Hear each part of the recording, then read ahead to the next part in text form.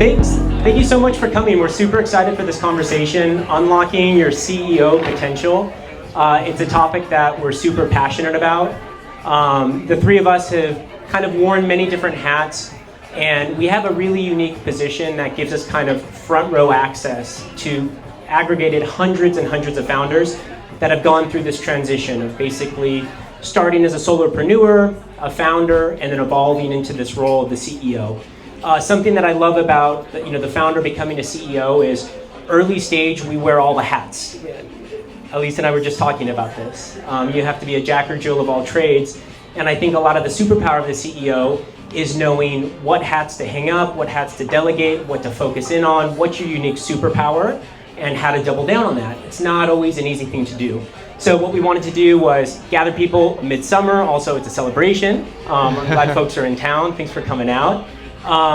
Two main objectives here. One is that you guys walk away with some interesting insights that help you either on your founder or builder journey. And the second, and maybe more importantly, is new connections with fellow founders. I know we have some investors in the room, and I know that's the driver of the reason why a lot of you guys came out here. So let's get a quick show of hands. And with this, do you think it'd be possible to turn down the music a bit if someone in control of the music hears me? If not, we'll keep it and it'll just be the vibe. Okay, so just a little thing so we could get a feel for who's in the room. And what I would recommend is just kind of look around as I ask a few questions, because post-panel, it's going to really help you connect with the people that you want to connect with. So who in the room is a founder? Brilliant. Okay, cool. Who in the room is an investor? Okay, awesome. Who wears both hats, founder, investor? Those are the best investors out there. Those are the best founders out there. Awesome. Wearing both hats, yeah? Great.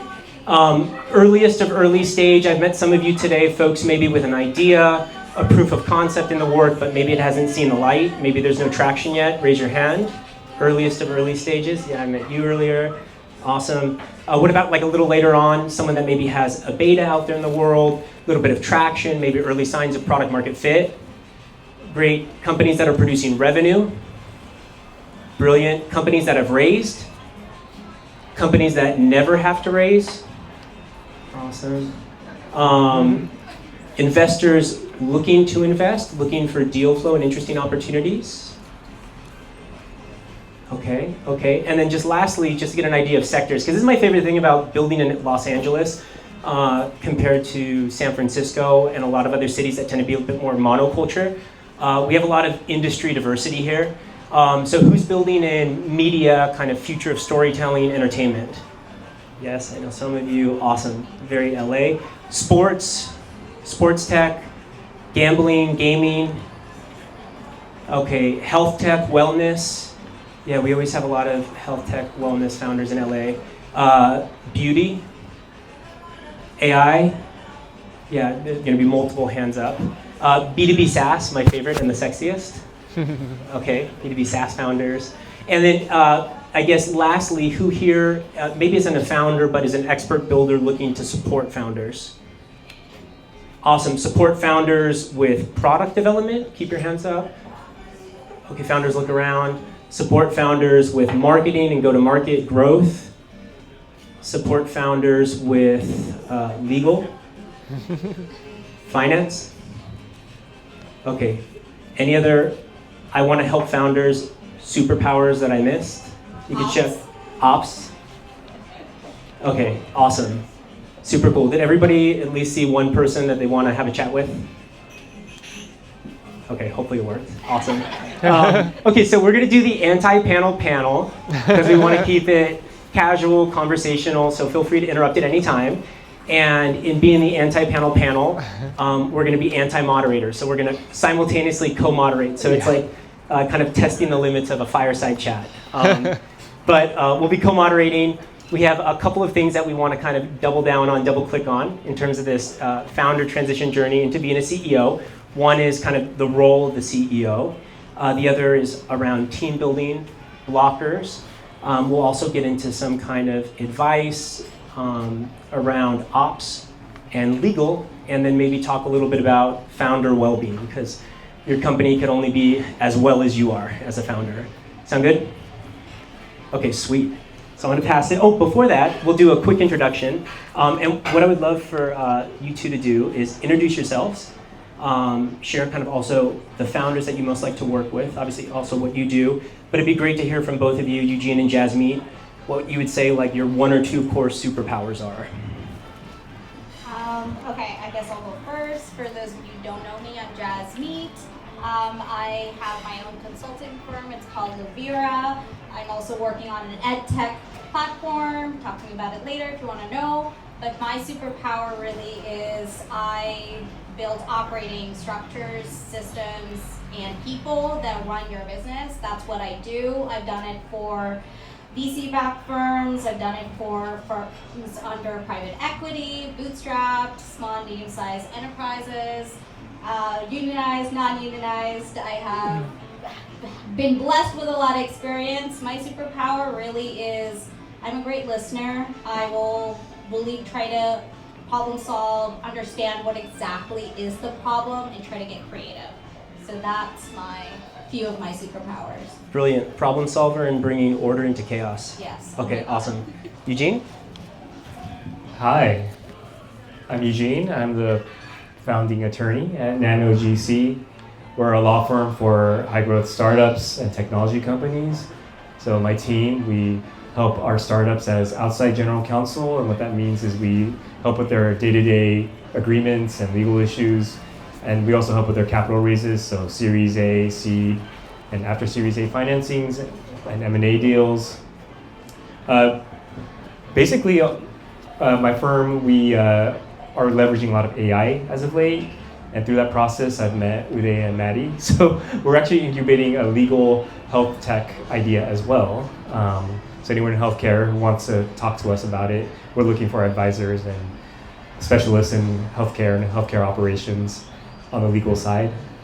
But my superpower is, I would say I get really creative and nerdy and deep into legal problem solving without sounding annoying like a lawyer and do crazy legal speak. I break it down into plain speaking English for my clients because these are early stage founders, and those are a lot of my clients. They come to me at the early stage, help form their company. I'm usually the first service provider that they've worked with, and we go from there and help grow their company. I've seen some of my clients start from their first check to now Series A and valuations now in the 8 figures. So it's a nice thing to see. Brilliant. Eugene doesn't want to say it, but his other superpower is being a lawyer with style. Like a huge differentiator. Okay, so I'm going to pass it to my girl Jasmeet, and we're going to get started. Awesome. Thank you. Did you want to do your intro? Oh, yeah, my intro. Yeah, thank you. So I'm Michael. I'm the founder of Build Momentum Ventures and Founders and Fractionals. I've been building startups the last 10 years, built and exited my last real estate tech company last year, and have since devoted all my time, energy, and creativity into supporting other founders. So in the venture studio, we tend to partner with domain expert founders, people who are super close to the problem, who have the industry insights, the network, the access, but maybe don't have that venture building muscle. Because we have that venture building muscle. So we have a really brilliant team of designers, marketing experts, engineers, product experts, partnerships with brilliant legal experts, finance experts. And what we like to do is really get into the trenches with founders and help them solve their most pressing problems. So we're super hands-on. We're industry agnostic because it's way more fun that way, and it's Los Angeles, and it puts us into all different kinds of problems. And then with Founders and Fractionals, we do a lot of team building. So we'll connect with a founder that maybe has a product that they're bringing to market, they want to accelerate growth, and we'll pull in brilliant growth experts into the team. Maybe they have a product that's vibe coded, and they want to bring it from 70% to 100% to get it ready for mainstream. To go live, we'll bring in engineers, etc. So everything having to do with 0 to 1. My superpower would be, I'm pretty provocative, like I really push founders. I ask for the proof and the evidence. And I like to think that I help people kind of unlock their own creativity and kind of find that inner founder, even if they don't know it's there. So sometimes I even get people to quit their jobs and build companies, and I'm proud of that. I love it. I love it. Thank you. Yes, please clap. Awesome. Thank you. No, I mean, Michael's amazing. He's got his other superpower, I want to say, is that he's very positive. I've had a few conversations with him, and he is always positive. Okay, so I want to start with Michael. You've had a front row seat to a lot of founders making the jump, right? They've started or they've built something and they're about to move forward. How does accountability change from founder to CEO? Yeah, so like today already I met a lot of people who are solopreneurs, and it's one thing to be kind of off building on your own, and your real accountability in that is to yourself. And, maybe your family, maybe your partner, your own well-being. I think a lot of the transition from founder into CEO usually implies that you're starting to get traction, you're starting to get revenue, and maybe more importantly, you're sharing kind of ownership and mission of the company with others, mainly investors and team members. And so it's a very different headspace to be in when you have a team that you're accountable to, when you have investors that you're accountable to. It's interesting because I see a lot of people in kind of the before and after moment. It can be immensely satisfying to grow the team, but it's also not without consequence. And so a lot of founders kind of have that first experience of what is it like to be responsible to my team, And I think some of the consequences are, making payroll, making sure that they're fed and they're, accounted for and they're your team members. So my question to you is, how does a founder identify that they've become the bottleneck, and how do they know that it's time to step back? Yeah, there's time to step back and there's also ability to step back, which are like two different things. So like as early stage founders, like you all find yourselves doing like 20 things over the course of a day, yeah? And maybe like 3 or 4 of those things are like squarely within your zone of genius. Like 3 or 4 of those things you do like uniquely better than anybody else on the planet. And so I think the journey from like founder into CEO is kind of firing yourself from the other roles. But the tricky thing is, like, we work with a lot of founders that are bootstrapped and cash strapped, right? And part of the reason why you're doing everything out the gate is because sometimes you can't afford to bring in kind of that expert growth leader or, the engineer. So I think it's important to think about how you're spending your time and always optimize to be kind of working within your zone of genius and like what creates the most impact in the company. So if that's like driving sales, that's like where you really need to be. And if you're wasting a lot of time posting on social media, right? Or doing more commodity tasks, there's all sorts of ways to build new automations into companies. We'll talk about this later in the conversation, but resourcing the team doesn't always mean a full-time hire. We really help founders hire fractionally.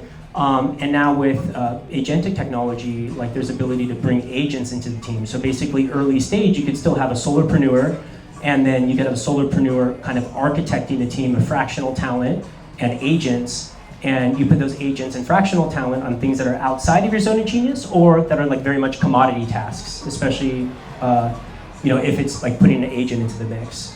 And then you just continue on that journey of focusing more and more in on like where you actually want to be and where you should be. I really appreciate that. I think that I definitely sometimes get caught in this loop of doing a bunch of meaningless tasks that definitely could be automated. And it's something that I'm actively working on. And my next question leads perfectly into this, because the thing that I sometimes struggle with is control. And handing off a decision can sometimes feel like you're giving away something especially that you built. When did letting go start feeling like a win instead of a loss? I don't know. I mean, I think it's a personality thing. Letting go's always felt good to me, but like you only let go of some things. Like I like to let go of tactics and very exact direction and hold on to KPIs and objectives. So like something unique about the CEO role is like you really own the trajectory and you're really kind of the North Star. So you're communicating that, you're over communicating that, you're keeping that crystal clear. And so that's something that I don't let go of, but it's permeable and it's a conversation and it's informed by the whole team.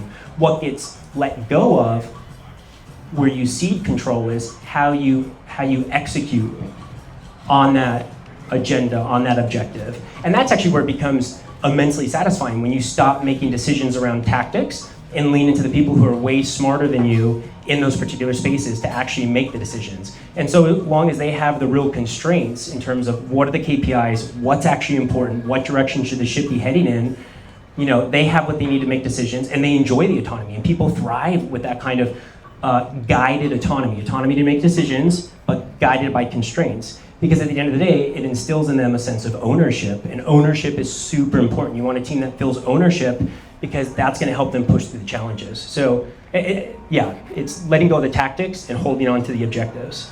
And I think that it also allows the team to feel empowered and also, you know, move forward with passion as well towards those objectives. Do you ever have to give that pushback to founders? Like, I imagine a lot of your role oftentimes is being kind of founder therapist. Are you ever having to kind of temper their egos or like ask them to cede control in the role that you're in? Yes, I'm laughing because I just had a conversation 2 days ago with a founder. And yeah, sometimes it is that, you know, we have to start prioritizing, right? And it is, sometimes they want to be involved and they want to be CC'd on every freaking email that goes, pardon my language, that goes out there, or they want to be in every meeting, and it's not required. When your energy is needed for every decision or every conversation, then your energy becomes the ceiling. And like your capacity becomes the ceiling for growth, I think, for your company. You don't move forward other than that. So sometimes I have those conversations. I'm like, okay, let's take a step back. Let's look at parameters. We're going to get into this, but governance matrix, decision matrix. Let's look at who takes ownership. What do you feel is needed for you to feel secure? Also, reminding them that they are bringing on people that they trust, and they brought on people that they consider experts in that particular task, field, or outcome. And it's just that conversation and really drilling it, or having that conversation of like, why do you feel like you need to be involved when you already have somebody that you can lean on? So yeah, sometimes it does. They're fun conversations, and I'm very patient, I promise. But yeah. Yeah, let your expensive experts be expensive experts. Yeah, exactly. That's well put. My question goes to Eugene now. What are some of the things that a CEO should never delegate once they start bringing on? Yeah, so I'm thinking of a CEO of a startup, right? And usually those individuals are going to be a board director as well, and they're also going to be a major shareholder. So it is troubling sometimes if I see a CEO not necessarily totally offload, but sort of check out over decisions that may impact the cap table. So over issuance of equity, way too influenced by advisors and not listening to their gut instinct, or listening to wrong advice. I do coach a lot of my clients around cap table ownership, because a lot of things flow from that. Like hiring decisions are influenced because you can't pay market rate. So you have to think about your cap table and how much equity you issue out of an option pool, because that later on will dilute you when you get into a seed round or a Series A round, and the investors are saying, no, you got to increase your option pool, but don't count it in my dilution.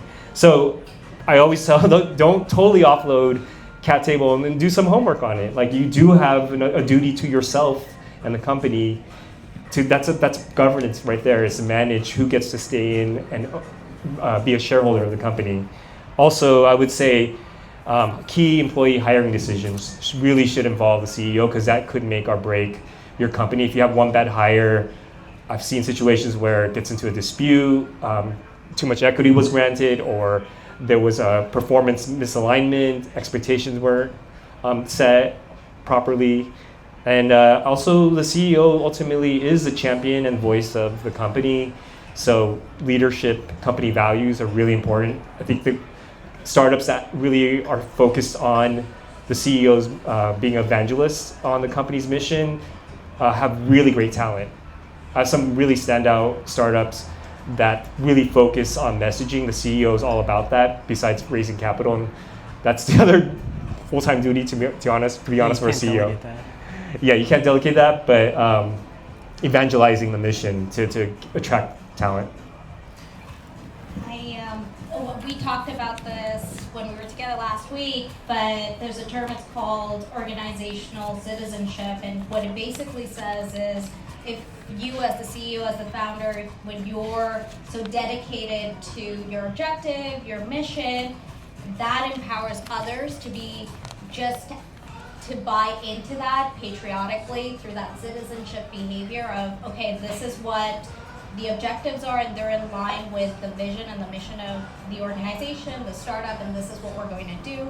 And there's another book, it's called 4 Dimensions of Success, which actually ties KPIs and objectives to the startup or organization's mission. So it's, if anybody wants to take a look, read it. Yeah, it's a great book. Yeah, and a lot of what you're talking about is culture, and I think that'd be a good time to transition into talking about team. So I'm going to pass it to Gene. Okay, so building the right team, that's super important from day one. I think the first 5 to 15 employees are really crucial. So Michael, walk me through what it means for fractional versus full-time, how that decision is made.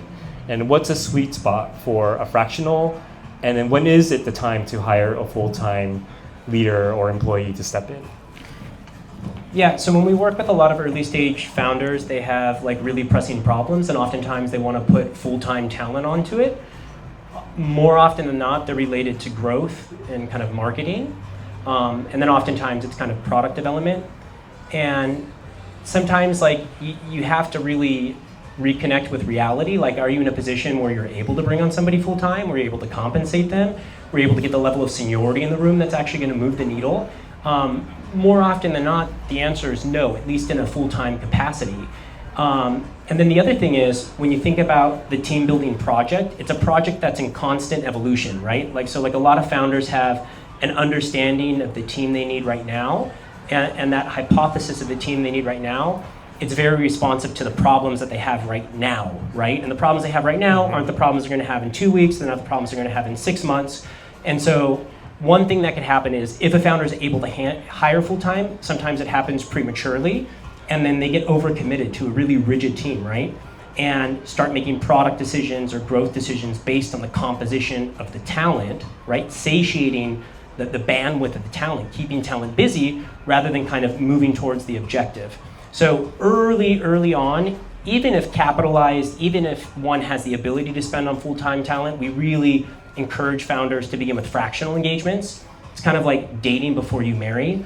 So fractionals, they're not consultants. They're expert strategists and operators. They're folks that actually get into the trenches with you. We do a lot of these placements also where we're really smart about how we align incentives. There could be, a fixed salary component, but also something that's commission driven or something that gives them skin in the game. And as a founder, what you get is super senior talent. You're not financing the learning curve. It's people that can really hit the ground running and move the needle on really important things. And then at the end of the day, they're month-to-month engagements. So as the needs of the company evolve and shift, so can the composition of the talent team, right? So that's where fractional becomes a good way to keep things flexible. Oftentimes, fractional talent becomes full-time talent. That's the date into marrying. And that's an incredible outcome because the founder's been able to de-risk it because they see how the person really thinks under pressure, the value they've added, the way they've moved the needle.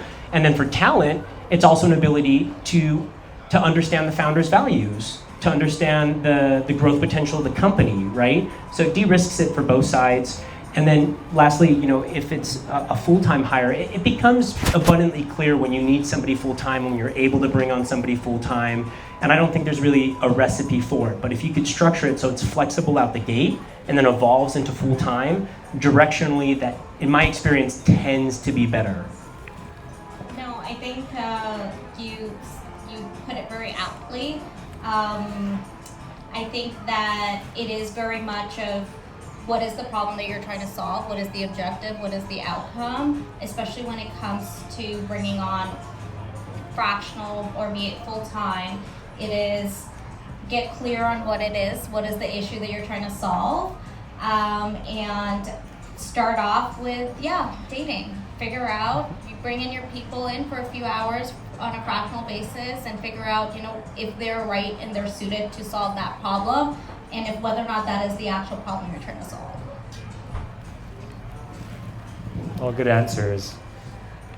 Jasmine, I'm gonna ask you a multi-part question. When is it time for a first hire? How can a founder identify the right time or stage they're in for hiring, or right hire for the stage they're in? And how can they set the hire up for success? All great questions. Okay, so hiring. Definitely hire for the stage that you're in, whether that's fractional or whether that's full-time, and not the stage that you're pitching. Again, know where you're at, know the problem that you're trying to solve, and bring in the specialists to help support that. Start with what the bottleneck is. What is the hurdle? What is keeping you from moving forward? What is getting stuck in the wheels from the motion? Figure that out and then just hire around that. Early on, having folks that are flexible, that are agile, especially if you're bringing on anyone that's full-time, it's better because, like Michael said, you're growing early on, early stage startups. You're still growing. You may not know what the shape of the organization, the way it's going to mold. So you're going to need folks that are either multi-talented or really, really good at being flexible or be able to drop certain things when you need certain things moved. Was there a question? Yeah, and there's a related question. I think it was a little bit answered, but why hiring is not always the answer? If you don't have a system in place, if you don't know what problem you're solving, please don't hire, don't bring on fractional if you are, and please don't hire using a title, whether it's fractional or full-time. I meet a lot of founders, I'll have a lot of founders and they'll come up to me and they say, oh, I need help with marketing, or they'll say, oh, I need sales. And then it is, what exactly are we defining sales? Because what I think sales might be very different than what you think sales is, or what I might think marketing is might be very different from what marketing is for you. So really understanding, again, going back to what is the objective, what is the outcome, what are we hoping to achieve? If you can sum it up in one sentence, then you're ready to hire someone that's fractional or full-time. If you cannot define the issue in one sentence, you are not ready. Yeah, and I'll just add something specifically with sales talent.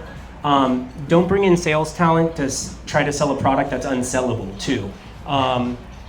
Irregardless of kind of what kind of product you have or what industry you're in, early stage, a lot of sales are founder driven, and the scrappiness of founder driven sales, like the low fidelity nature of founder driven sales, means if you're actually able to sell and you're not a sophisticated salesperson, like you have something that has potential product market fit. Because we see a lot of founders that are having tremendous growth problems. They're not seeing the traction they want, and so they think, I'll build out a sales team. I'll bring in sales muscle.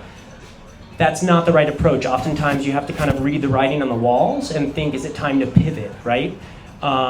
So that's a specific role that I feel like is a Band-Aid that's brought in to fix an unfixable problem, right?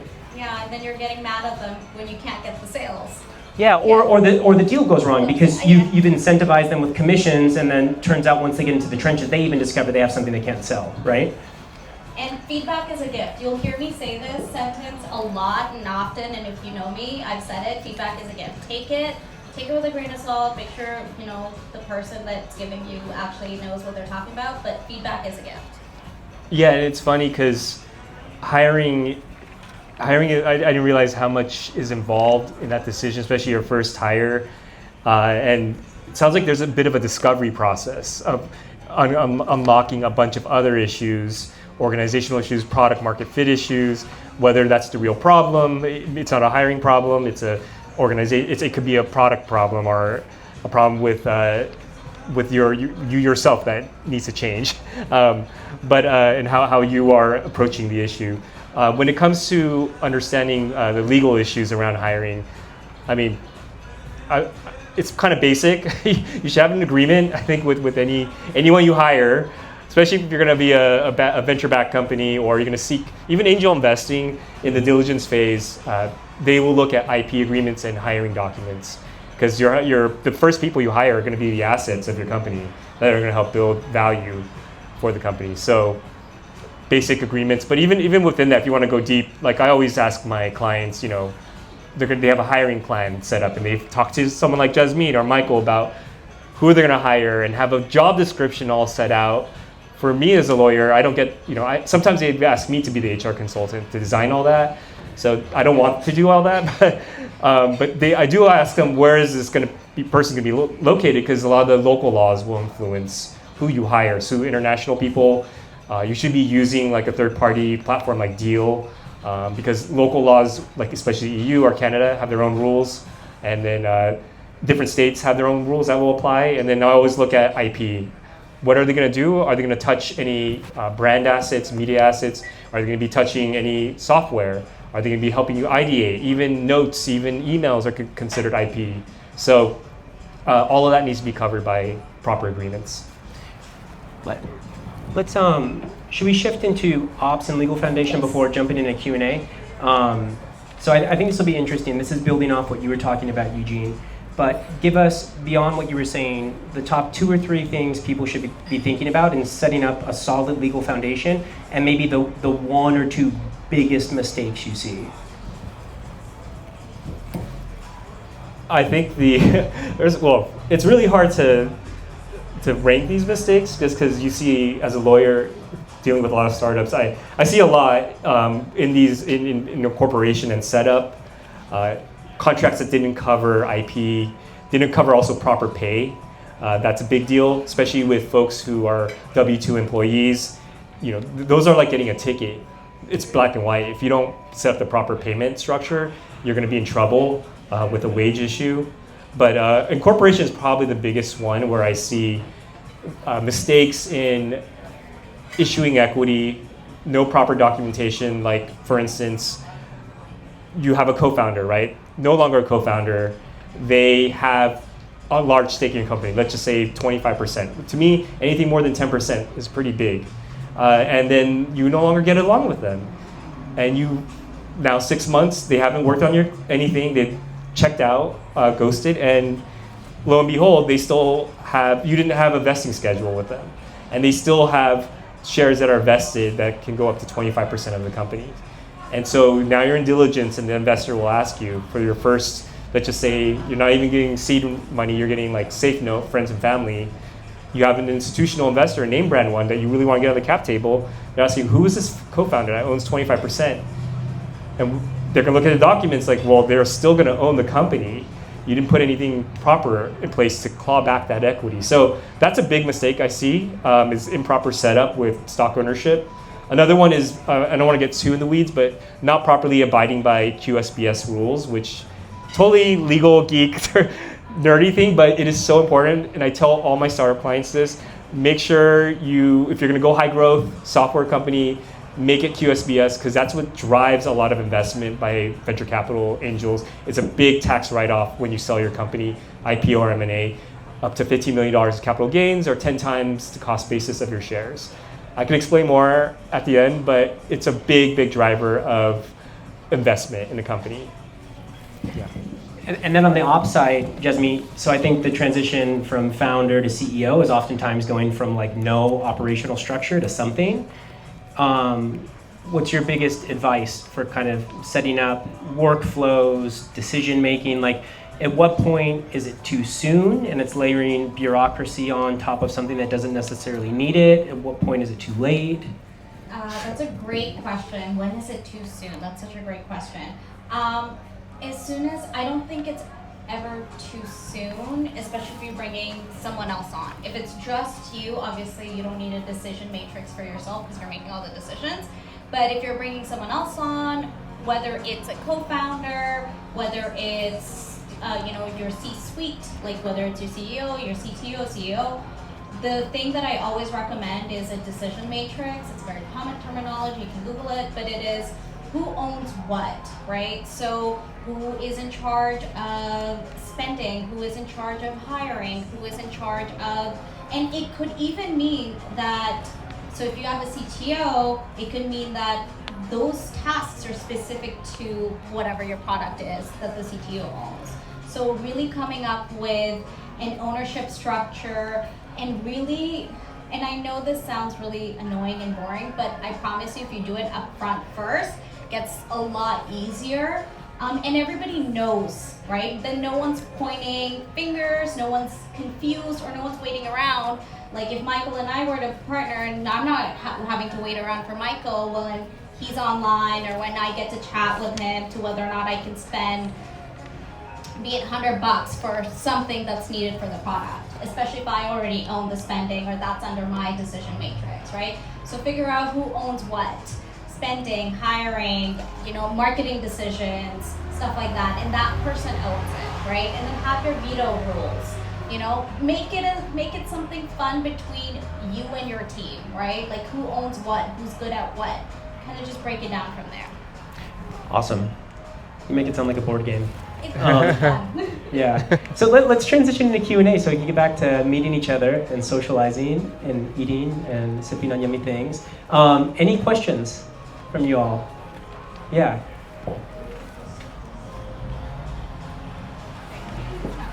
Hi. My question is related to how have you seen the transition with AI impact the type of needs that founders have for talent, both in terms of timing and the actual needs that they have? Thank you. That's such a great question. I'm definitely seeing a lot more founders asking for talent that is comfortable using AI, or they'll say, hey, I want to know what type of AI stack that they already use. Claude obviously is very common, but it depends again on who it is that they're looking to hire. So for example, if they're looking to hire, I'm just trying to think. So if suppose they're looking to hire someone that's good market or sales, they'll ask if they've, if there's any agentic tools the individual's using to help with their leads, stuff like that. So there will be questions like that, and I'm seeing a lot more of founders wanting talent to know what AI is, but sometimes founders themselves don't know exactly how to utilize AI, so there's a bit of a chicken and egg situation, and it really depends on the type of founder. But yes, even the job postings that if you take a look online, and depending on the organization and the direction they're moving in, you're going to see a lot more folks who, putting in requirements under has to utilize these AI tools or this AI stack.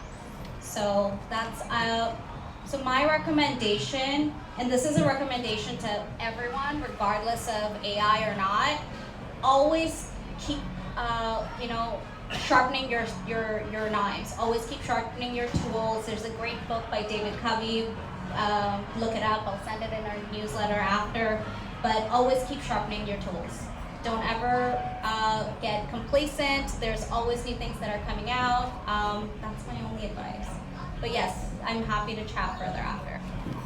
Could I ask a quick follow-up question on that? So what I'm thinking also is now early stage founders have a lot of capacity to build a lot more than they could before, by themselves or with a small team, right? So what I'm wondering is, have you seen the needs that founders have in terms of talent kind of shift because or delayed because of being able to do a lot more? And when is the point where you say, okay, this is how far it can take you? You said it yourself, founders looking for okay, I vibe coded this product, how do I take it to something scalable? I'm wondering what you've seen there. Yeah, well, we could talk about it specifically within product builds. I mean, it's super obvious, and everyone in this room knows it better than anybody else. You don't need big, beefy, expensive engineering teams to get functioning product off the ground. That's incredible, right? You could bring product to market, get traction, all with something that's vibe coded, even if it's busting at the seams. That's great, because low fidelity, half broken product that manages to get traction is a sign of potential product market fit. The scrappier and messier it is, if people still keep using it, that's amazing. What happens though is, specifically within product development, and I see this a lot, especially with vibe coding, vibe coding is like a video game. It's immensely pleasurable, right? People get lost in vibe coding land, right? And they think having a product is now a moat and it's defensible. It no longer is. right? Before, 5 years ago, having a product was an element of defensibility. I built a product. Oh, wow. You had to raise, or you had to invest in it, or you had to convince engineers to help you build, or you had to build it yourself. No longer the case. So I see a lot of founder behavior where there's kind of unfounded conviction and confidence because they were able to build something, but there's no traction, right? So anyways, engineering talent can get brought in later. Teams can be a lot leaner. And now with just like a general sentiment of like venture capital, the burden's really on the founder to prove that there's traction and potential product market fit before being able to raise. You can't just raise with a product. So it's cool because you can be super scrappy, but you don't want to get lost in the tools either. At the end of the day, you want to be the architect of the tools, right? You don't want to just get lost in the pleasure of building, right? Can I just add to that? I think that, well, two things. If things start breaking, it's when I think you decide it's time to bring someone on fractionally. And obviously one thing I want to add is if you vibe code a product, that's amazing. Just make sure that it's compliant and meets the regulations, especially if you're going to start, can you hear me? Yeah. Okay, especially if you're going to start going to market with it and if you get active users. So always make sure that it's in compliance. The minute that you start feeling that you've reached your capacity when it comes to expertise or time is when then I think you start looking for fractional talent and before you move on to full-time hire. Yeah. And let's do one last question. Yeah, Ben? Yeah, go for it. When you're building your board of advisors out, what are some incentives that you see that work to keep them engaged? And then how do you structure like equity in terms of like, oh, half a point for this person if they're this much involved? So like what thresholds have you seen in terms of equity and also like incentive structures to actually keep them engaged? That's brilliant. I'm going to pass it to Eugene. Yeah, that's a good question. So you have different types of advisors when you start out, especially when you're trying to raise money. You have advisors who can bring in capital. And I always tell folks, even if they can bring capital, it's just an introduction. You're going to do like 99% of that work as a CEO or a co-founder. You're just going to do way more work than the advisor. So don't be fooled for like the advisor asking for like more than like 10 to 25 basis points. I see that mistake a lot, giving like single-digit percentages to advisors. That's a big mistake. There are advisors also who can help you with finding talent. Again, I don't think it should be more than like 10 to 25, maybe 50 basis points. So that's half a percentage for folks. It's like all finance lingo. And then for more technical advisors who's going to be looking at your product, who's going to actually provide like a scope of work, you might want to increase that to up to 1%. So like these people, again, like we're talking about de-risking, dating. I think actually the best thing is actually starting someone out as an advisor. That's the most low-hanging fruit, de-risk. You're not even giving cash, you're giving equity. You're gonna stage it as like, okay, first month, we're gonna meet maybe once every 2 weeks for an hour. And then second part, once I have something more developed, you're gonna scope it out, do more of an audit. And so maybe that's more of a bigger engagement and I can milestone the equity. So maybe first is going to be a 10%, 10 basis points. Then the next one is going to be up to 25 basis points. So you're incentivizing all the steps of the way to get them to work more. But folks are just about bringing introductions and curating relationships. Don't go crazy and giving them more than like 20, 25%, 25 basis points. I keep it low. Yeah, and I'll add the softer side, but it's also about the mindset, because don't just think about it as a one-way street where you need them. They also need you in the same way that investors need you. Investors don't have product, right? Investors need product. They need founders that have a compelling vision that they want to back. And so I think just reminding yourself of that they need you as much as you need them, just also gives you a little more kind of power, confidence, and control, right? And in general, any advisor or investor that tries to get a deal that seems unfair or by comparison is like measurably unfair, they don't have your best interest in mind, because you can make mistakes early on with the cap table that make you uninvestable in the future, right? Like if I were to have an advisor that for some reason, because they were able to help me close, a big investment deal, I gave them 10% of the company, you're pretty much gonna be uninvestable later down the road, right? So even like a sweet deal for them can work against them. Anyways, did you want to add it? I'm all good. Okay, so hey, thank you so much for that. Wait, we have one more question in the back and then we'll yeah? I'm sorry, I didn't hear. You guys started indexing what an agentic cap table looks like for AI native businesses. For example, like my studio operates on what, like 26 studios that I myself. Oh, in agentic cap table? Like an agent native business cap table versus a regular cap table because the overhead is entirely different. Oh, interesting. So you have like 20 agents. No, I have the ability to produce that 20 people, which means my service 120 is the cost. Oh, sorry. So, like, for an organization, let's say we produce that 120 is the overhead cost because agents own the business. The cap table is different. My burn rate is really different. So, how does that mean indexing of agent native, AI native business cap table to start? Well, that's a really easy cap table. It would just be you, and maybe like a smaller headcount. That's the way you would design the cap table around that would be pretty much the founder or the co-founders. Up to a certain inflection point because there is that degree to which you can operate and, Sure. and ramp, and then you still will need human support, but you can grow maybe like 5 times before you need to hire that second. Yeah, but I wouldn't make it or break it. I guess threshold being because I have so many agents, AI agents, that somehow the cap table percentage ownership, if I have more people to manage more agents, I guess, and get more productivity, somehow I should give them more percentage of equity.